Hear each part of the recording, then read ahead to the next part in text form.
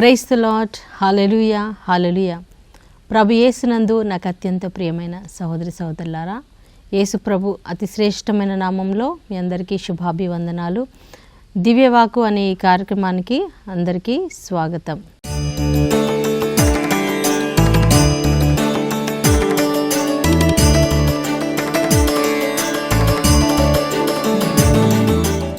అందరు ఎలా ఉన్నారు? ఈ యొక్క ఉపవాస దినాలలో మరి చాలా చక్కగా ప్రార్థనలు జరుగుతూ ఉన్నాయి. ప్రతి ఒక్కరు కూడా ఎంతో భక్తి శ్రద్ధలతో యేసుప్రభు యొక్క శిలువ ధ్యానాలను చేస్తూ ఉన్నారని నేను నమ్ముతూ ఉన్నాను. ఎందుకంటే ఈ యొక్క శ్రమల దినాలు, లెంట్ సీజన్ అంటాము, 40 రోజులు ఉపవాస ప్రార్థనలు అంటాము, అలాగే శ్రమల దినాలని కూడా అంటాం. ఎందుకు శ్రమల దినాలు అనే పేరు వచ్చింది ప్రియులారా? ఎవరి శ్రమల దినాలు? మన శ్రమల దినాలా, లేకపోతే యేసు ప్రభు యొక్క శ్రమల? మనకెప్పుడు మన జీవితంలో మానవులకి శ్రమలు ఉన్నాయి. కానీ యేసు ప్రభు ఈ లోకానికి ఎందుకు వచ్చాడంటే మన కోసం ఆయన శ్రమ పడడానికి, మన కోసం మన బాధలు, మన కష్టాలు, మన సమస్యలు ఆయన తీసుకోవడానికి, మన కోసం యేసయ్య ఈ భూమి మీద శ్రమలు అనుభవించడానికి వచ్చాడు. కాబట్టి యేసు ప్రభు యొక్క శ్రమల దినాలు, సిలువను మోసినటువంటి ఆ శ్రమలను మనము ధ్యానిస్తున్నాం. యేసు ప్రభు ఏ విధంగా ఆయన గాయపరచబడ్డాడు, సిలువ మోసాడు, కొరడా దెబ్బలు, ఆ యొక్క ముళ్ళ కిరీటం, ఈ భూమి మీద యేసయ్య అనుభవించినటువంటి ఈ యొక్క శ్రమలన్నిటి గురించి మనము ధ్యానిస్తూ ఉన్నాము ఈ 40 రోజులు ప్రియులారా. అందుకే ఈ యొక్క దినాలను శ్రమల దినాలు అని అంటారు. అయితే ప్రియులారా, అసలు ఎక్కడ ఈ శ్రమలు మొదలయ్యాయి భూమి మీద? మానవులకి ఈ కష్టాలు, ఈ బాధలు, ఈ రోగాలు దేవుడు ఇలాంటి ఒక సృష్టిని సృష్టించాడా? మనుషుల్ని చేసినప్పుడు దేవుడు వాళ్ళని కష్టాలతో సృష్టించాడా, వ్యాధులతో సృష్టించాడా? మనం ఆది కాండంలో చూసినట్లయితే దేవుడు సృష్టించిన ఆ ఏదెను వనంలో ఆదాము అవ్వలను చేసినప్పుడు వాళ్ళకి ఏ సమస్య లేదు, ఎలాంటి బాధ లేదు, ఎలాంటి కష్టం లేదు ప్రియులారా, ఎలాంటి రోగాలు లేవు. వాళ్ళు ఎంతో సంతోషంగా, ఆనందంగా యెహోవా దేవునితోటి, యావే దేవునితో వాళ్ళు చక్కగా తిరుగుతూ ఉన్నారు, మాట్లాడుతూ ఉన్నారు, ఆయనతో సంచరిస్తూ ఉన్నారు. కానీ 3వ అధ్యాయానికి వచ్చేసరికి ఒక సాతానుడు సర్పరూపములో, ఆ యొక్క లూసిఫర్ అనేవాడు సర్పము ద్వారా ఏదెను తోటలో ప్రవేశించి అవ్వ దగ్గరకు వచ్చి అవ్వని మోసగించాడు. ఏ పండైతే తినకూడదు అని దేవుడు ఆదాముకు ఆజ్ఞాపించాడో ఆ పండు తిను దినమున నీవు నిశ్చయముగా చచ్చెదవు, నీవు మరణిస్తావు అని దేవుడు చెప్పాడు. అయితే ఫస్ట్ ఆ పండు ఎవరు తిన్నారండి? అవ్వ తినింది. అవ్వ దగ్గరకు వచ్చాడు సాతానుడు, అవ్వను మోసగించాడు. అవ్వ మరి ఆదాము దగ్గరికి వెళ్ళి ఆ యొక్క పండు ఇచ్చినప్పుడు ఆయన కూడా తినేశాడు. ఎప్పుడైతే ఇద్దరూ తిన్నారో, ఆదాము కూడా తిన్నాడు, అప్పుడు వాళ్ళ కన్నులు తెరవబడ్డాయి, వాళ్ళ ఆధ్యాత్మికమైన నేత్రాలు మూసివేయబడ్డాయి, శారీరక కన్నులు తెరవబడ్డాయి. వాళ్ళు దిగంబరులుగా ఉన్నామని వాళ్ళు గుర్తించి వెళ్ళి చెట్ల చాటున దాక్కున్నారు. వారిలో అప్పుడే భయం అనేది వచ్చింది. అంతకుముందు భయం అనేది లేదు. ఎంతో ఫ్రీగా, స్వేచ్ఛగా తిరుగుతూ ఉన్నారు. దేవుడు వస్తున్నాడంటే ఎంతో సంతోషంగా వెళ్ళి పరిగెత్తుకొని వెళ్ళి ఆయన్ని హత్తుకునేవాళ్ళు. కానీ ఈరోజు ఎప్పుడైతే వాళ్ళు ఆజ్ఞ మీరారో, తప్పు చేశారో, పాపం చేశారో, వాళ్ళలోనికి భయం వచ్చేసింది. భయంతో వెళ్ళి చెట్ల చాటున దాక్కున్నారు. దేవుడు వచ్చాడు. ఆదాము ఎక్కడున్నావు అని పిలిచినప్పుడు, ప్రభా నేను భయపడి దాక్కున్నాను అన్నాడు. మరి దేవుడు పిలిచాడు, ఆదాము వచ్చాడు. అవ్వ మరి సర్పం, ఎందుకు ఆదాము ఎందుకు ఇలా చేశావు, నేను తినకూడదని చెప్పినటువంటి ఆ పండుని ఎందుకు తిన్నావంటే, ఇదిగో ప్రభా నీవు ఇచ్చినటువంటి స్త్రీ, ఆమె మీదకి నేరం నెట్టేశాడు. అవ్వను అడిగినప్పుడు అవ్వ ఏం చేసింది? సర్పం మీదకి నేరం నెట్టేసింది. ఇదిగో ఈ సర్పము నన్ను మోసగించాడు. సో దేవుడు సర్పాన్ని శపించాడు, తర్వాత అవ్వని శపించాడు, తర్వాత ఆదాముని శపించాడు. సో టోటల్గా ఈ యొక్క భూమి శపించబడింది ఆదాము ద్వారా. ఆదాము చేసినటువంటి ఆ యొక్క పాపము ద్వారా ఈ నేల శపించబడింది, చెట్లు శపించబడ్డాయి, జంతువులు శపించబడ్డాయి, స్త్రీ శపించబడింది. ఒక్క మాట ధిక్కరించడం వలన ఆజ్ఞ అతిక్రమమే, చట్ట ఉల్లంఘనమే పాపము అని మనం వాక్యంలో చూస్తూ ఉన్నాం ప్రియులారా. యాకోబు పత్రిక 1:14 హల్లెలూయా, ప్రైజ్ ది లార్డ్. చట్ట ఉల్లంఘనం అంటే ఏదైనా ఒక చట్టము, ఒక దేవుడు ఒక చట్టం చేశాడు, ఒక నియమం చేశాడు, ఒక మాట ఇచ్చాడు. ఆ మాట మనం మీరినప్పుడు ఏమవుతుందండి? మన జీవితంలోకి పాపం వస్తుంది. పాపం ద్వారా శాపం వచ్చింది. సో ఈ భూమి మీద ఎప్పుడైతే పాపం వచ్చిందో ప్రియులారా, శాపం వచ్చింది, భూమి శపించబడింది. ముళ్ళు మరి గచ్చ పొదలు అన్నీ మొలవడం ప్రారంభమయ్యాయి. సారవంతమైన నేల నిస్సారమైపోయింది. మనిషి కష్టపడి చెమటోర్చి సంపాదించుకోవాలి అని దేవుడు ఆనాడు చెప్పాడు. మరి అవ్వ కూడా నీ యొక్క ప్రసవ వేదన నేను ఎక్కువ చేస్తున్నాను, ఎందుకంటే ఆమె పాపం చేసింది కాబట్టి. మరి బిడ్డలను కనేటప్పుడు స్త్రీలు ఇప్పుడు ఎంతో ప్రసవ వేదన పడుతూ ఉన్నారు. అది ఒక శాపానికి గుర్తు ప్రియులారా. మరి సర్పానికి కూడా దేవుడు శాపం ఇచ్చాడు. నీవు ఇప్పటి నుంచి పొట్టతో నేల మీద పాకుతావు, నువ్వు మన్ను తిని బ్రతుకుతావని ఆ యొక్క సర్పానికి శాపం ఇచ్చాడు. ఆ యొక్క ఏదైనా తోటలో నుంచి వాళ్ళు బయటికి గెంటి వేయబడ్డారు. హల్లెలూయా. జీవవృక్ష ఫలాన్ని తినకుండా దేవుడు వాళ్ళని బయటికి పంపించేశాడు. ప్రియులారా, అప్పటి నుంచి కూడా మనిషి ఈ లోకములో కష్టపడుతూనే ఉన్నాడు, శ్రమ పడుతూనే ఉన్నాడు. ఒక తరము తర్వాత ఇంకొక తరానికి అలా తరతరాలు శాపాలు వస్తూనే ఉన్నాయి. మరి ఆదాము యొక్క రక్తము పాడైపోయింది, అవ్వ రక్తం పాడైపోయింది. వారి ద్వారా జన్మించినటువంటి సంతానము అందరూ కూడా మరి పాపం వారిలోనికి వచ్చేసింది. రక్తం కలుషితం అయిపోయింది. సో ఈ యొక్క కలుషితమైన రక్తము, ఈ పాపముతో నింపబడినటువంటి మనుషులు, వాళ్ళని పాపం వెంటాడుతూనే ఉంది, శాపం వెంటాడుతూనే ఉంది. మరి రోగాలు, దారిద్ర్యము, మరణము. దేవుడు చెప్పాడు కదండి, నీవు ఆ చెట్టు ఫలము తిన్ను దినమున నువ్వు నిశ్చయముగా మరణిస్తావు అని చెప్పాడు. అయితే శరీరం మరణించలేదే, అప్పుడు వెంటనే మరణించలేదు, కానీ మరణం అనేది స్టార్ట్ అయింది. స్లోగా వాళ్ళు మరణించారు. అంటే మొట్టమొదటి జనరేషన్ ఏదైతే ఉందో ఆదాము యొక్క తరము, వాళ్ళు చాలా కాలం బ్రతికారు. 800 సంవత్సరాలు, 900 సంవత్సరాలు అంతవరకు బ్రతికారు. దాని తరువాత దేవుడు వాళ్ళకి మరణం అనేది ఇచ్చారు. 1000 సంవత్సరాలు బ్రతికినా వాళ్ళు మరణించాల్సిందే. అంతకుముందు మరణం అనేది లేదు. ఎప్పుడైతే పాపం ప్రవేశించిందో వారిలోకి మరణం వచ్చింది. దాని తర్వాత దేవుడు ఆయుష్ కాలాన్ని తగ్గించేశారు, 120కి తగ్గించేశారు. అన్ని 100 సంవత్సరాలు ప్రజలు ఇంకా బ్రతకరు, 120 వాళ్ళ ఆయుష్ కాలం అని చెప్పేసి దేవుడు చెప్పాడు. హల్లెలూయా. అలాగా మరి ఈ రోజుల్లో మనం చూసినట్లయితే ప్రియులారా, 120 సంవత్సరాలు ఎవరు బ్రతుకుతున్నారు? 60 సంవత్సరాలు బ్రతికితేనే చాలా ఎక్కువ. 70, 80 అంటే ఇంకా మహా ఎక్కువ అన్నమాట.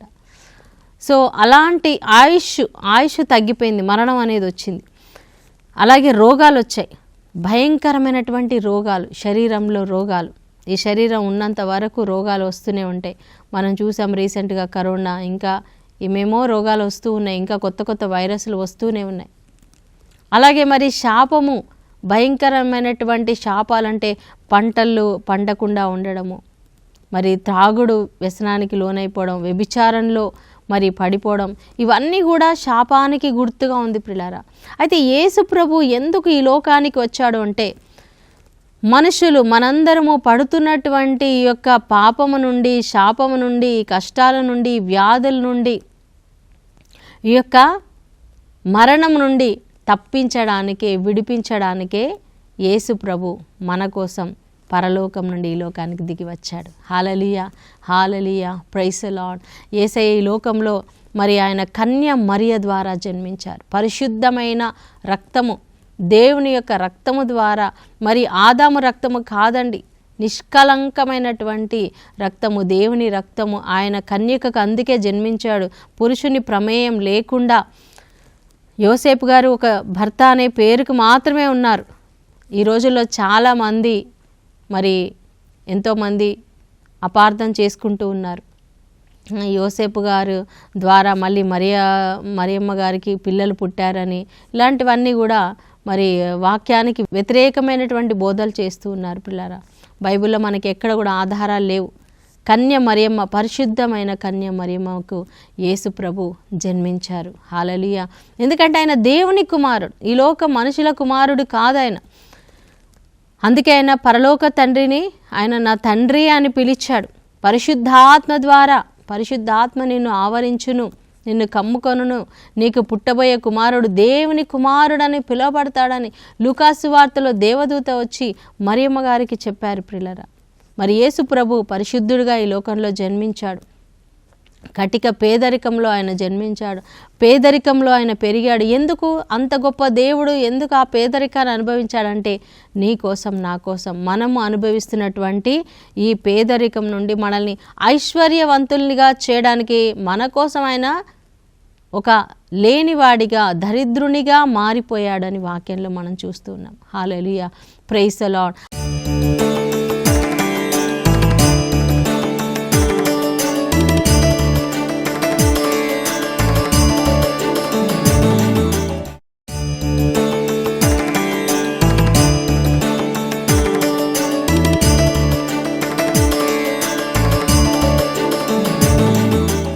ఆయన మన వ్యసనములను భరించెను, ఆయన మన వ్యాధులను భరించెను, ఆయన చిందిన రక్తము ద్వారా మనకి పాప క్షమాపణ కలుగుతుంది. అయితే ఆదాములకు వచ్చినటువంటి పాపము, ఈ పాపానికి విరుగుడు ఏంటి? ఆదాము యొక్క రక్తము కలుషితమైపోయింది, పాపంగా మారిపోయింది.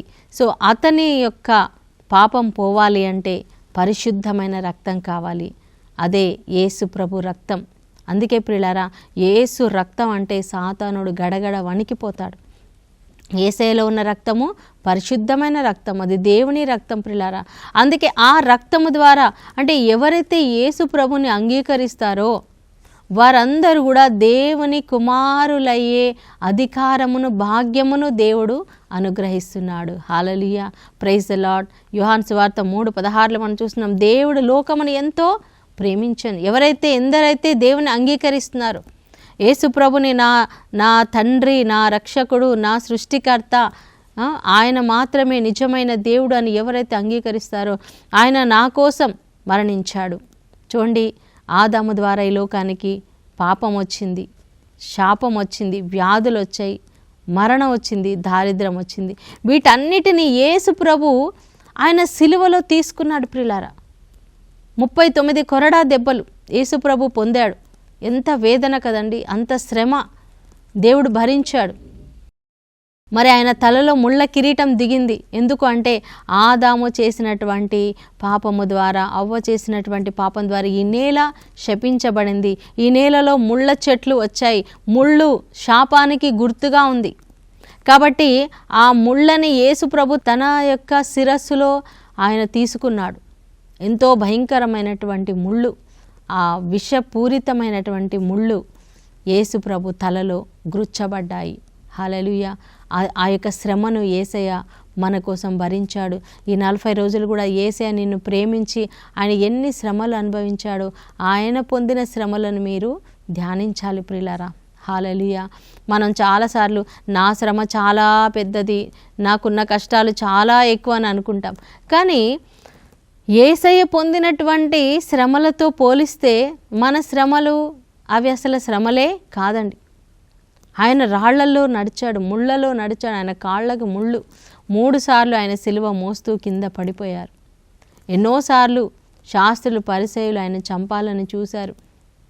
ఆయన ఎన్నోసార్లు అవమానపరిచారు. ప్రిలారా, నువ్వు అసలు దయ్యం పట్టినవాడవని చెప్పారు.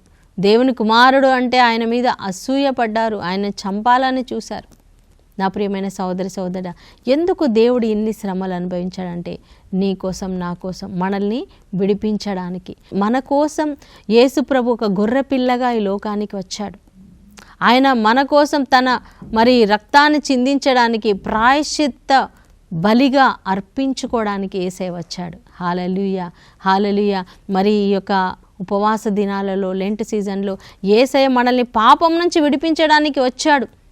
మరి మనం ఇంకా అదే పాపంలో కొనసాగుతూ ఉంటే దేవుని దగ్గరికి మనం రావాలి, ప్రభుని క్షమాపణ అడగాలి. ప్రభువా, ఇదిగో నేను ఈ యొక్క బలహీనతలో ఉన్నాను, ఈ తప్పులో నేను పడిపోయాను, ఈ పాపంలో నేనున్నాను, నన్ను కడగండి, నీ రక్తంతో కడగండి, నన్ను శుద్ధి చేయండి, నన్ను క్షమించండి అని మనం పశ్చాత్తాపపడాలి ప్రియులారా. పశ్చాత్తాపముతో దేవుని సన్నిధికి వచ్చే దినాలు ఈ యొక్క 40 రోజులు.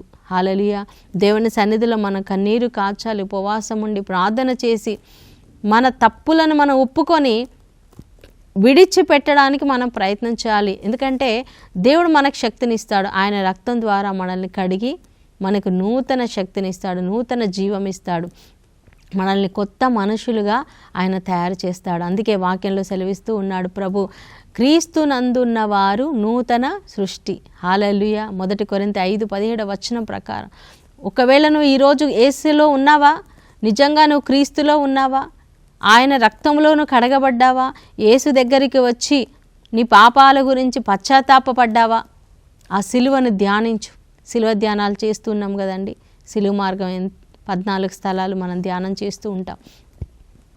ఎంతో దీక్షతో, పట్టుదలతో, ప్రేమతో ఆ యొక్క 14 స్థలాలు మనం ధ్యానించాలి. యేసయ్య మన కోసం ఎన్ని శ్రమలు పడ్డాడు, అందరి చేత అవమానించబడ్డాడు. నీవు సిలువ నుండి దిగిరా, నిన్ను నువ్వు రక్షించుకో, నిజంగా నువ్వు దేవుని కుమారుడవైతే నిన్ను నువ్వు రక్షించుకో, మమ్మల్ని కూడా రక్షించు అని వాళ్ళు ఎగతాళి చేశారు ప్రియులారా. కానీ యేసు ప్రభు ఏమీ మాట్లాడలేదు.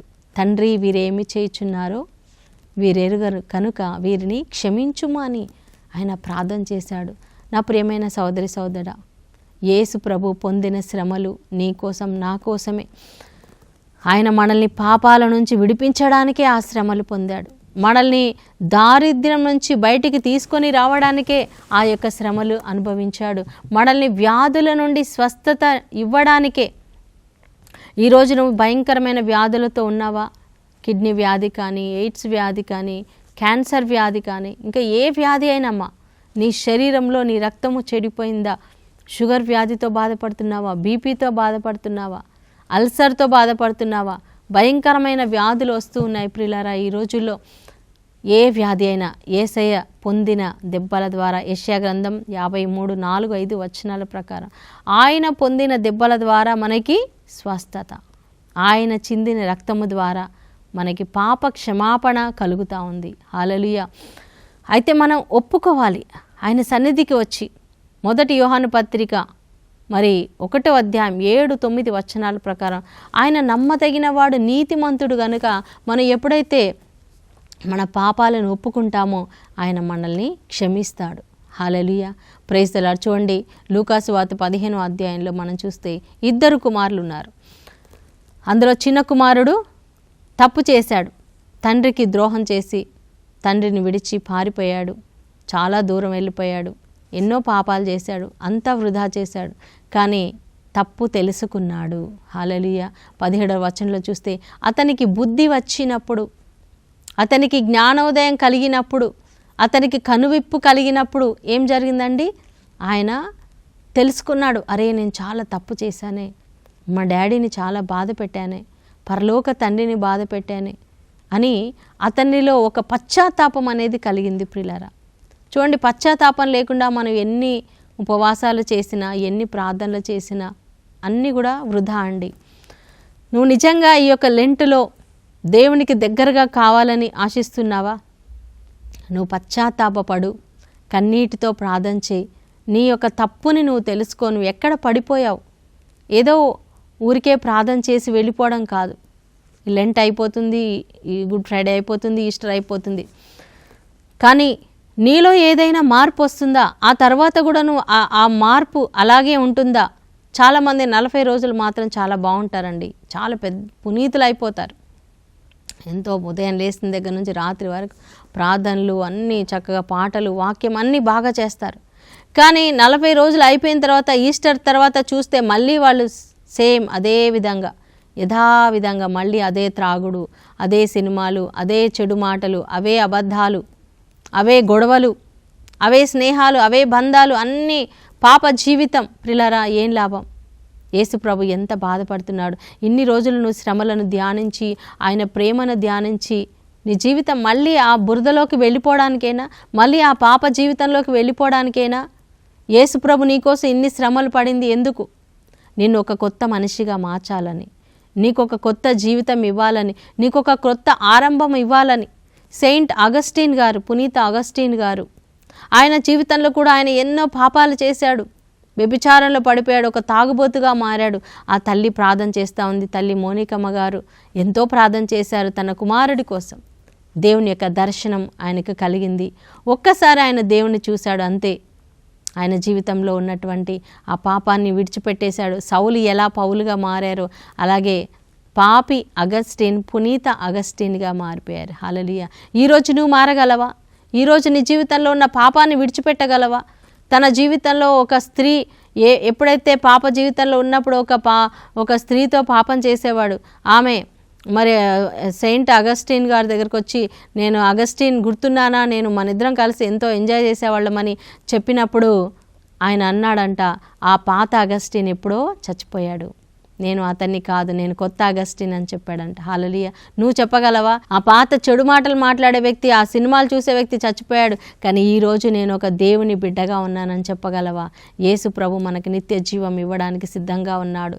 మనలో ఉన్న వ్యాధులు తొలగిస్తాడు, అప్పులు తీసేస్తాడు, అన్నీ తొలగిస్తాడు. ప్రియులారా, మరణం నుంచి మనల్ని నిత్య జీవాన్ని ఇవ్వడానికి యేసు ప్రభు మన కోసం ఈ లోకంలో శ్రమలు బాధలు అనుభవించాడు. ఆ శ్రమలను ధ్యానిస్తూ మన జీవితాన్ని ఆయనకు అర్పించుకుందాం. మన శ్రమలన్నీ కూడా ఆయనకు సమర్పించుకుందాం. తప్పకుండా దేవుడు మనల్ని ఆశీర్వదించి సాక్షిగా మార్చునుగాక. ఆమేన్. ప్రార్థన చేసుకుందాం. పరిశుద్ధుడైన తండ్రి, నీకు వేలాది వందనాలు, స్తుతులు, స్తోత్రాలనైనా. ఈరోజు ఈ యొక్క వాక్యం ద్వారా మాతో మాట్లాడినందుకు వందనాలనైనా. అవును తండ్రి, నీవు మా కోసం శ్రమలు అనుభవించావునైనా. నీ శ్రమలను ధ్యానిస్తున్నటువంటి ఈ సమయంలో తండ్రి, మా పాపాలను విడిచిపెట్టడానికి, మా శాపాల నుండి బయటికి రావడానికి, మా వ్యాధుల నుంచి బయటికి రావడానికి, మా బలహీనతల నుంచి బయటికి రావడానికి మాకు సహాయం చేయండి నైనా. ఈ వాక్యం విన్న ప్రతి ఒక్క బిడ్డను కూడా నాయన ఆశీర్వదించి నూతన వ్యక్తులుగా మార్చమని నజరేయుడైన యేసు నామములో ప్రార్థించి పెట్టుకుంటున్నాం తండ్రి. Amen, amen, amen. దేవుడు మీ అందరిని దీవించును గాక. God bless you. షలోమ్.